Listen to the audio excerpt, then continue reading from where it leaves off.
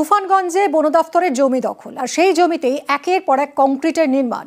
অভিযোগ, এর জন্য মোটা টাকা কমিশন ঢুকেছে বাজার পরিচালন সমিতির পকেটে, যদিও তারা মানতে নারাজ।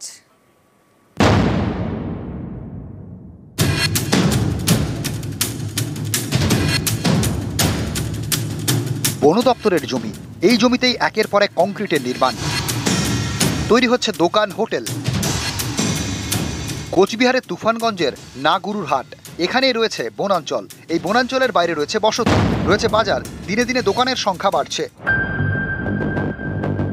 অভিযোগ, এই সুযোগে বন দপ্তরের জমি দখল হয়ে যাচ্ছে। তৈরি হচ্ছে স্থায়ী কাঠামো। কেউ করছেন দোকান, কেউ করছেন হোটেল।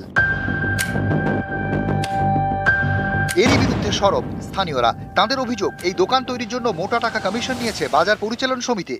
এর জন্য আমি মূলত প্রথমে দায়ী করব বাজার যে পরিচালনা কমিটি আছে। কিছুদিন আগে দেখছিলাম যে ছোটোখাটো দোকান মানুষ করে খাচ্ছে, এখন দেখি বিল্ডিং করতেছে, যেটা হচ্ছে এটা ভালো হচ্ছে না। দিনের পর দিন দেখছি এগুলো তো দোকানপাট বাগানের দিকে চলে যাচ্ছে।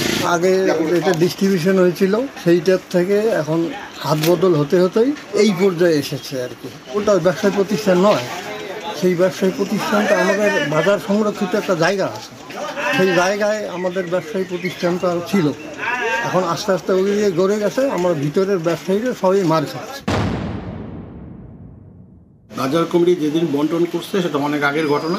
সামান্য কিছু আমরা বাজার উন্নয়ন করতে কিছু নিয়ে ওদের একটা সাদা কাগজে লিখে দিচ্ছি, এটাও সত্যি। কিন্তু ওখানে একটা কন্ডিশন আছে, আমরা বলেছি যদি কোনোদিন বাজার অধিগ্রহণ হয় তাহলে আমরা দায়ী থাকবো না, এই কথাটা আমাদের বলা আছে। আর কনস্ট্রাকশনের ব্যাপারটা আমার অজান্তে হয়েছে, পরবর্তীতে আমি বাধা দিই। বাধা দেওয়ার পরে ওরা কোনো কথা শোনে না। বাজারে যাওয়ার পরে দেখলাম যে নতুন করে কন্ট্রাকশন হচ্ছে। দেখার পরে ওটার সঙ্গে সঙ্গে আমি কাজ বন্ধ করে দিই। ঊর্ধ্বতন কর্তৃপক্ষকে জানানো হয়েছে। কোচবিহার থেকে শুভঙ্কর সাহা, নিউজ 18 বাংলা। রাকেশ আর মুকেশ ঘর শত্রু বিভীষণ। ভারতীয় হয়ে পাকিস্তানের গুপ্তচর, হানি ট্র্যাপে পা দিয়ে পাকিস্তানের হয়ে কাজ।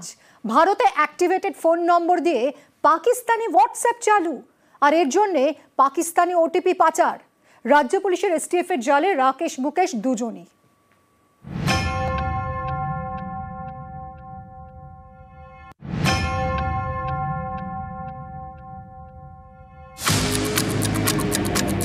পূর্ব বর্ধমানের মেমারি, এখান থেকেই পাকিস্তানের হয়ে চরবৃত্তির অভিযোগ। রাজ্য পুলিশের এসটিএফ এর জালে দুই। একজন কলকাতার বাসিন্দা রাকেশ গুপ্তা, আরেকজন পশ্চিম বর্ধমানের পানাগড়ের বাসিন্দা মুকেশ রজক। এই দুজনকেই মেমারি থেকে গ্রেফতার করা হয়েছে। তদন্তে নেমে পুলিশ জানতে পেরেছে ধৃত রাকেশ এবং মুকেশ হানি ট্র্যাপে পা দেয়। ভারতীয় সিম ব্যবহারের জন্য এক মহিলাকে কাজে লাগায় পাক গুপ্তচর সংস্থা আইএসআই। এই মহিলা রাকেশ মুকেশ দুজনের সঙ্গে বন্ধুত্ব করে, তারপর ধীরে ধীরে ঘনিষ্ঠতা। এই মহিলাকে কাজে লাগিয়ে রাকেশ মুকেশকে পাক গুপ্তচর হিসেবে কাজ করায় আইএসআই। কিন্তু ভারতীয় সিম ব্যবহারের জন্য কেন এত কিছু? তদন্তকারীদের মতে ভারতীয় গোয়েন্দাদের নজর এড়াতেই ভারতীয় সিম ব্যবহার করে তথ্য পাচার করতে চায় পাকিস্তান। সোশ্যাল মিডিয়ায় অ্যাক্টিভ ইউজার হিসেবে রাকেশ এবং মুকেশকে বেছে নেয় পাক গুপ্তচর সংস্থা। তারপরে এই মহিলাদের অ্যাকাউন্ট থেকে তাদের মেসেজ পাঠায়। এই হানি ট্র্যাপেই পা দেয় রাকেশ মুকেশ। তারা দুজনে মোবাইল ফোনের সিম কেনে, তারপর সেই ফোন নাম্বার দিয়ে দেয় পাক গুপ্তচর সংস্থাকে। পাকিস্তানে বসে ওই নাম্বার দিয়ে হোয়াটসঅ্যাপ খোলা হয়। অর্থাৎ ভারতে অ্যাক্টিভেটেড ফোন নাম্বার দিয়ে পাকিস্তানে হোয়াটসঅ্যাপ চালু। এর জন্য পাকিস্তানে ওটিপি পাচার করে রাকেশ মুকেশ। এই অভিযোগে মেমারি থেকে তাদের গ্রেফতার করা হয়েছে। গোয়েন্দারা জানতে পেরেছেন এক একটি সিমের বদলে রাকেশ এবং মুকেশকে 18 থেকে 20,000 টাকা করে দেওয়া হয়েছে। গত 10 মাসে পাকিস্তানে বসে শতাধিক ভারতীয় নাম্বারে হোয়াটসঅ্যাপ খোলা হয়েছে।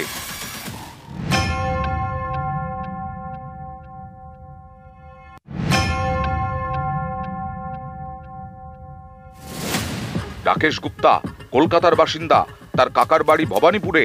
রাকেশের খুড়তুতো বোনের দাবি, অনেক বছর আগে কলকাতা থেকে চলে যায় রাকেশ।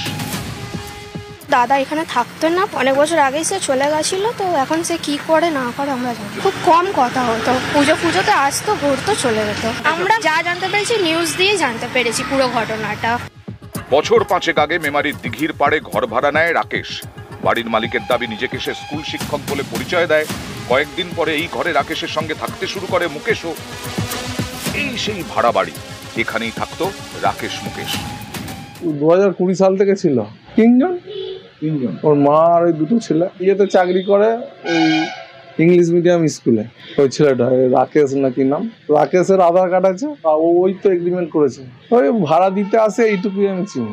ছেলেগুলো তো ইনোসেন্ট ছেলেই দেখতাম। মেমারির এই 3 তলা বাড়ি ছিল রাকেশ মুকেশের ডেরা। আরো অনেকের যাতায়াত ছিল এখানে। তাদের ঘরের ভেতরে রয়েছে সাদা রঙের বোর্ড। তদন্তকারীদের অনুমান এখানে গুপ্তচর বৃত্তির প্রশিক্ষণ দেওয়া হতো। নিউজ 18 বাংলা।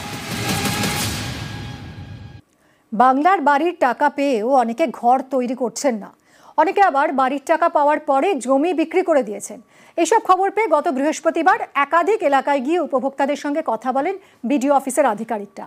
আর এরপরই আবাসের টাকা ফেরত এক উপভোক্তার। কয়েকজন বাড়ি তৈরির কাজ শুরুও করেছেন।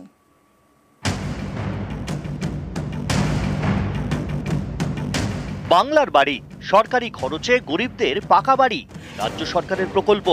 এই প্রকল্পের প্রথম কিস্তির 60,000 টাকা পেয়েও অনেকে বাড়ি তৈরি করা শুরু করেনি। উত্তর দিনাজপুরের গোয়ালপুকুরের 2 নম্বর ব্লকে এমন অভিযোগ ভুরি ভুরি। গত বৃহস্পতিবার উপভোক্তাদের বাড়ি বাড়ি গিয়ে কথা বলেন ব্লক প্রশাসনের আধিকারিকরা। তারপরেই আবাসের টাকা ফেরত।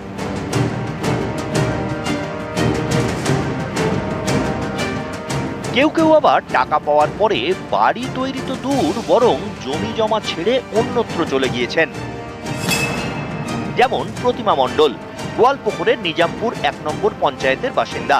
আবাসের টাকা পাওয়ার পরে জমি বিক্রি করে দক্ষিণ দিনাজপুরে চলে গিয়েছেন। গত বৃহস্পতিবার গোয়ালপুকুরে ভিজিটে যান বিডিও অফিসের আধিকারিকরা। যোগাযোগ করেন প্রতিমা মণ্ডলের সঙ্গে। এরপর গত সোমবার বাংলার বাড়ির প্রথম কিস্তির 60,000 টাকা ফেরত দেন প্রতিমা। পরবর্তীতে ওর সঙ্গে যোগাযোগ করে সে টাকাটা সোমবার বিডিও ফান্ডে জমা করেছে। ফার্স্ট ইনস্টলমেন্ট পাওয়ার পর উনি, তারপরে আমরা শুনতে পেরেছি যে ভিজিটে যখন যায় আমাদের স্টাফ, তখন দেখলাম যে উনি বাড়িঘর বিক্রি করে চলে গেছে। তো সঙ্গে সঙ্গে আমাদের স্টাফ এবং প্রধানের পক্ষ থেকে যোগাযোগ করা হয়। টাকা উনি নিয়ে চলে যেতে পারেন না, সরকারি টাকা বাড়ি করার জন্য দেওয়া হয়েছে। গতকাল টাকাটা আমার এখানে অ্যাকাউন্টে উনি ফেরত দিয়ে দিয়েছে। ব্লক প্রশাসনের অফিসাররা কথা বলার পরে গোয়ালপুকুরের বেশ কয়েকজন বাড়ি তৈরির কাজও শুরু করেছেন। ব্লক থেকে এই পঞ্চায়েত অফিস থেকে প্রধান আসছিল, আমাদেরকে নোটিশ দিয়েছিল একটা কাজটা তাড়াতাড়ি করতে বলছে। তো আমরা 3-4 দিন হয়েছে কাজটা চালু করেছি। উত্তর দিনাজপুর থেকে চঞ্চল মোদক, নিউজ 18 বাংলা।